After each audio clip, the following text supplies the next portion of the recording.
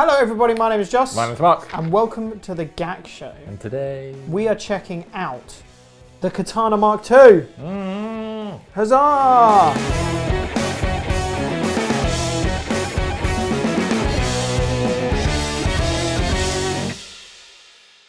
Now, I love the katanas. Yeah, I mean... They're just solid little beasts. Ever since the Katana came out, it's probably the easiest amp to go to if you want an affordable non-valve platform. Katana. So the one thing straight away is you look at it and you go, but there's nothing changed. Yep. But there's small bits and pieces. But let me talk you through the front end of the amp. We've got a camera set to the front here. So from my left, maybe you're right, you never know. We've got the amp selections here, and we'll talk about this little button switch here that, as you can see, it turns red when I push it in. That's the variation switch. You gain your volume, you've got your equalization, bass, middle, treble. Goes on to the effects situation there. And as you can see, the kind of concentric knobs, dual stacked ones. Beautiful. There's your booster and your modulation, your effects, and then your delay. Absolutely awesome. Then you move on to your presence and your master volume, and then your power control. And then you've got a selection of tone settings. And then there's one thing right at the end that they've added from the artist, which is the cab resonance. So there's kind of a selection of things on there that are already existing, but it's the small tweaks to the front panel that don't make it any more bulky, don't make it any more packed or confusing. It's still the standard. You look at the front panel of the Katana and you go, I can dig that. I can deal with that. That's cool. Yeah. Whereas you go to other brands and you're like scrolling through hundreds of presets on an LCD screen and you don't know where you're going or where to get to. Yeah, I'm not a fan of that. Yeah, put a selection of amps and go for it. And before we do go into what's different and what's new, it is the same beautiful lightweight. They're super lightweight. Super lightweight, same speakers, same construction, size. Same size. Everything is the same. It's just what they've, small bits and pieces that they've updated on the amplifier to make it just better. So the first thing that is noticeably different is that little variation switch, that little variation button on the, because all the Katanas come with like... So they come with 1, 2, 3, 4, 5. They come with 5 settings, which is acoustic, clean, crunch, lead, and the brown sound. And what I'm assuming this variation button does is give you a second option. That's exactly right. Of those. That is exactly right. Sounds. So there's like there's 10 different guitar sounds on here now instead of 5. Okay. Yeah, so it just doubles up each single one. So just for example, I've already engaged an effect on here. I'm running a little bit of reverb. Cool. Running a touch of reverb. I'm on the clean channel right now. So just for example, here is your standard clean tone with a little bit of reverb and some chords.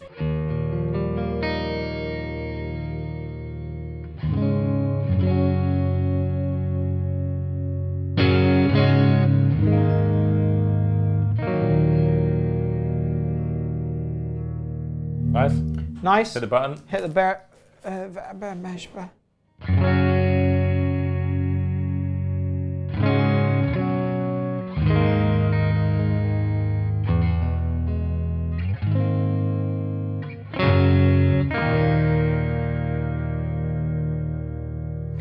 mean, maybe if I do it quicker. So here's the variation button still in.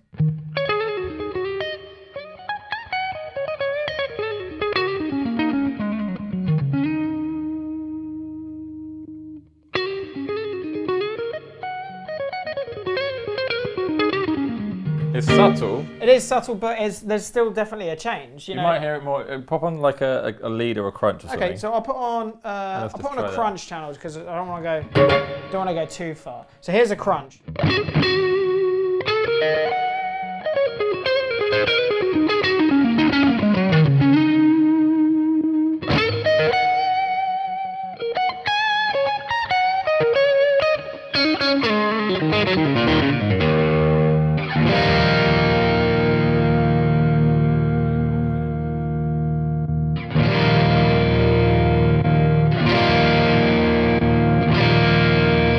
There's definitely a change there. There is definitely a change there. So you've got this variation switch, which not only allows you to have, you know, just 10 different sort of situations, 10 different amp models, but it just allows you to really play with these amplifiers. But it's still not like snow blinding. It's still super easy to control. That's the one thing that I really want to put forward about these amps, is that the Katana stuff is just stupidly easy to control. Here's a a lead setting.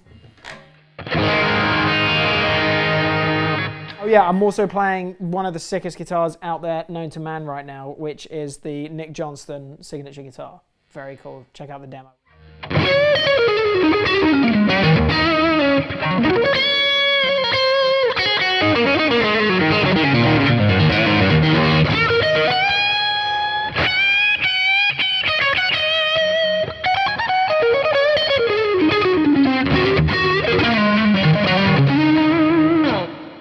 Variation button.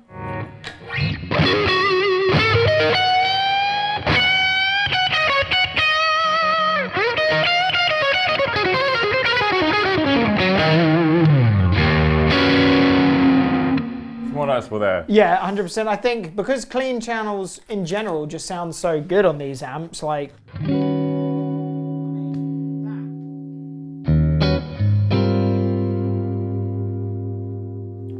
It's crispable. It's crispable. It's crispable. Hey, it's going to be crispable. It's going to amps that have got really nice crispable clean. That's a nice crispable clean. Okay, cool. Oh, it's just such a beautifully soft touch, you know.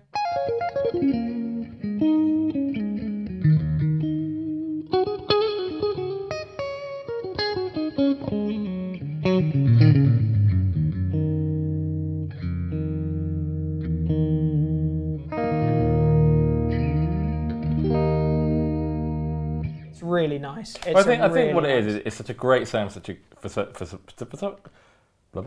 a great sound for such a cheap, affordable, quality amp. That's the thing. It always covers it. If you could like level out all the kind of good points, it kind of is amazing at all of them. Just everything. Yeah, everything. I know what you mean. I'm trying to. You picture a graph sort of situation, and it doesn't drop off. It's just consistent. Yeah. And that's one of the main things about it, which is such a nice touch. Already we're looking at something that's incredibly diverse. 10 amps instead of 5, but 10 unbelievably good sounding amps instead of 1,000 mediocre sounding effects dribbled amplifiers. You know what I mean? Jesus. But it just annoys me, man. It's like if you're playing the guitar for the first time and you go into a guitar shop and you go, hey, like I'm looking to start playing guitar. I don't know what I want to use amp wise. I heard that this amp's really good, and then you go home with it, you plug it in, and you're just like completely snowblind by 1,000 presets, and you're scrolling through, and they're all drenched in effects, and you're like, oh, how do I turn the effects off? And then, whereas this, it's literally up to your discretion. You just go, I want that effect. I'm going to mess around with that. I want that amp. Do you know what I mean? And I think that is why they do so really well. I think so. I mean, so speaking of effects, it comes into where the new sort of dual stacked concentric style knobs are for the effects system. Mm-hmm. It's really, really intuitive, and it's really cool. It's actually broken into 4 sections that you can see here, guys, including a reverb as a separate. It's got its own master reverb, which is always perfect. Handy. So you've got concentric knobs here, and it actually tells you which they are. You've got booster and your modulation. How many effects has this thing got in 65. There now? 65 different effects, and I assume that that's all controllable via updating it and adding or taking away, and the foot switch options and stuff like that. Booster and modulation, and all it takes is a turn of the knob. So as you can see, the bottom one controls the boost. So if I turn that now, the booster sign will ignite. And then if I turn the top one, the modulation one will ignite. Right at the moment, there's just a set. So you got orange, you got green, and you got red. So just for example, let's go with the green.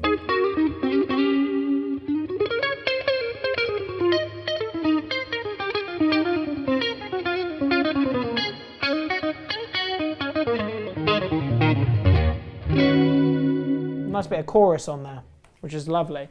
Yeah. It's quickly worth mentioning as well that this amp is completely functionable. You can control this amp fully via the foot switch. You can. It's the whole completely amp. Controllable. Which is great. On the 100-watt versions only, not on the 50 watt. Yes. Sorry. There There's your Corey Wong for you. Thanks. So yeah, so the modulation wheel just dictates in terms of the actual amount, but you press the button for which one.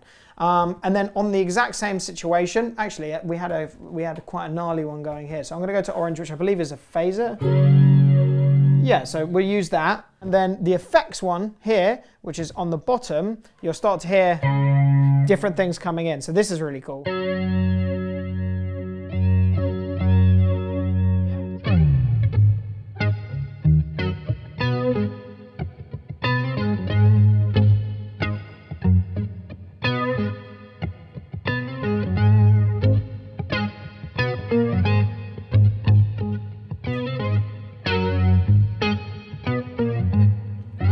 Great and chill.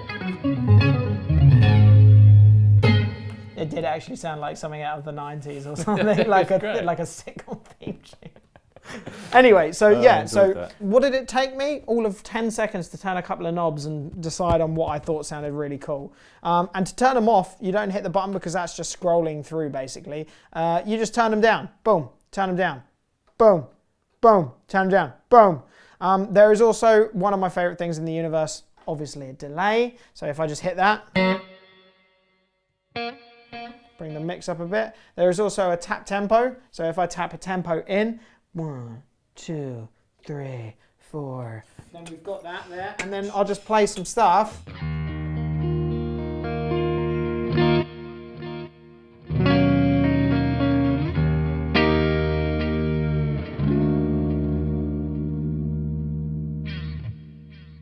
Got my delay, which is obviously foot controller. It sounds good as well. But that's the thing. It sounds great. It sounds really good. And then yeah, and then as you can see right at the end there, I've got my reverb, which I love.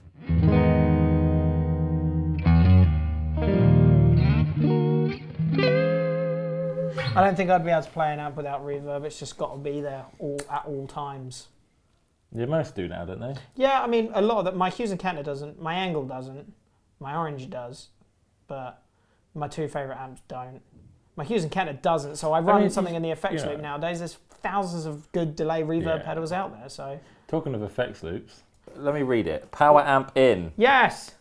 All models feature a dedicated power amp in. That allows you to use a high-end multi-effects. Which is different to the effects loop. Yes, well, it's a dedicated line in for that specific option. Which is very cool. Which is very cool. So instead of running into the effects return, which you might not get, the true 100% quality. I don't know how it works because I'm not an amp builder. But I know that if I'm using an effects loop, I'll use the effects return if I want to plug like in a Kemper profiling amp without a power amp. Yeah. If I want to plug in a rev pedal, or if I want to plug in an Axe effects, whatever, anything that needs a power amp. This now has got the dedicated line in for that specific option. So it bypasses the amp and you plug your multi-effects in and then you've got 100 watt 212 output basically. And then obviously your preamp is used, whatever it is on board that you've got on your multi-effects processor. Yeah, I mean, to be honest, I can't say yes or no because I feel as if it would be something, like it's something that you would expect to be on a lot of digital platforms, analog amplification, but you never know. So I'm going to say I don't know, only for the reason, and please guys, don't hound me on that. You know what I mean? I just don't know. I don't know everything. But again, what it's doing, and this is what these guitars are really good at, is just being an all-rounder. That's the thing. I mean, they just fit in, So what have we got coming up pretty soon? We've got the Andy James Clinic coming up very soon in store. If you didn't get your tickets, tough because it's sold out. Has it? Yeah, sold out. Andy James. Andy James, though, is going to play all the notes known to human man. Andy James is a boss artist, and he uses the Katana Artist as his actual amplifier. Like, what's that all about? Crazy. And the GT1000, GT100, GT1000, GT100, GT1000. One of those two. We done the video with him, and he was using it. 1000. 1000. He was using the GT1000, and he uses all that stuff, and it sounds obviously amazing when you're so not only does it do that lovely, but it also does that super gnarly 7-string shed malarkey. Shed malarkey. Yeah, shred malarkey. So yeah, it's outrageous. seeing as we're kind of covering the entire panel, I did mention it already, but we'll talk about it now, which is the cab resonance control, which is only on the 212 100 watt version and the head unit, so not on the 50 watt ones. So the switch says deep, modern, and vintage. So I guess I could just kind of play a little bit on each one. I'll put it on the... Did you mention this was taken from the artist? No, I didn't mention that it was taken from the artist, unless I did, but I just forgot. But yeah, it's taken from the artist, which is an amplifier, not a person. So here is it on deep.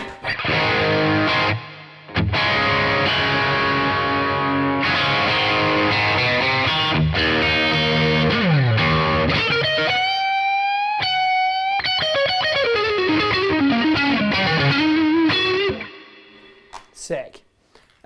Vintage, no, modern, should I say? There is a change in the bottom end.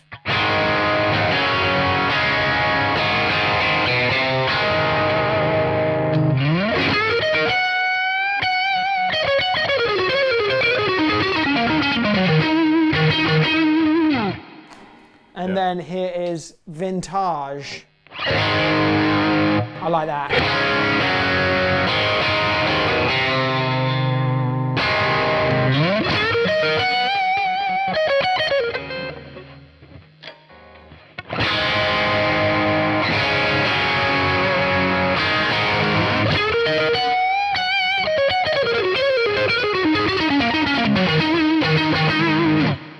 Anyway, but yeah, so I mean, I don't know if that, I mean, would it be more beneficial if I played a clean? I don't know. Maybe I should play a clean for just people that will go, why are you playing clean?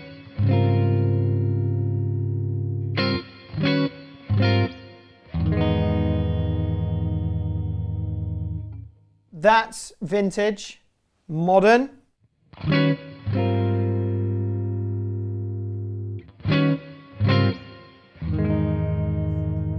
It is really subtle. And then deep, which in my mind I feel as if would be my choice.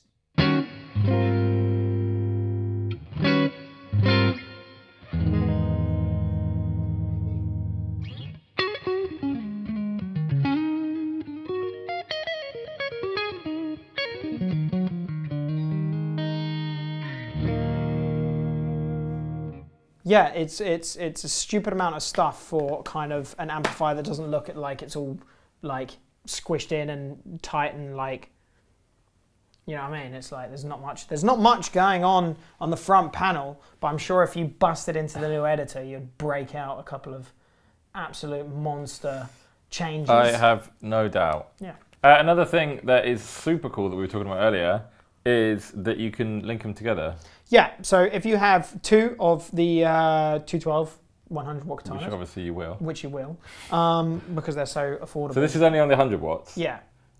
That you can link them? Yeah.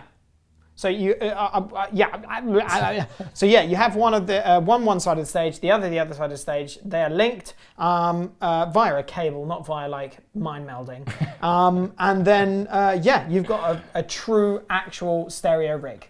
Yeah, and one controls the other. Yeah, exactly. So one's controlling your reverb, your delay. Yeah, so if you change a setting on here, kind of just being a cab, right? Yeah, basically. So yeah, you change a setting on here, and it will change on your amp that's over there. Yeah. But you've got 200 watts. I mean, yeah. Yeah. 200 watt rig, basically, yeah. Because it's not going to just stop working. Yeah. Yeah. So yeah, 200 Which is really cool. Yeah. I like that. I like that a lot. So apart from that, I think we've covered most of the new features. As we said, it's lightweight, it's super well made, it sounds great, easy to use. Everyone should have one. Everyone should have. We've got it in here. We've got the racing stripe one. The red and yellow one, which is for our 25th. They made that for us. Yeah, happy birthday. And that's a great little piece. That's only a 50 watt. So this comes in 50, 100, 112s. 112, 100, 212, and then there's a head as well. Head and cap, yeah. Nice. Well, there you go. So make sure to come down to the store and check out the Katana Mark II when it is available, because I'm sure this video will go out when we're actually told that it's allowed to go out. Early October. So I'm sure we'll have stock by October, November-ish maybe, probably. I don't know. But we'll have stock when the video comes out, hopefully. So come down to the store, check them out, and yeah, start purchasing Mark IIs instead of the original one, obviously. I've been Hugh. My name is John. And we'll see you soon. Cheers.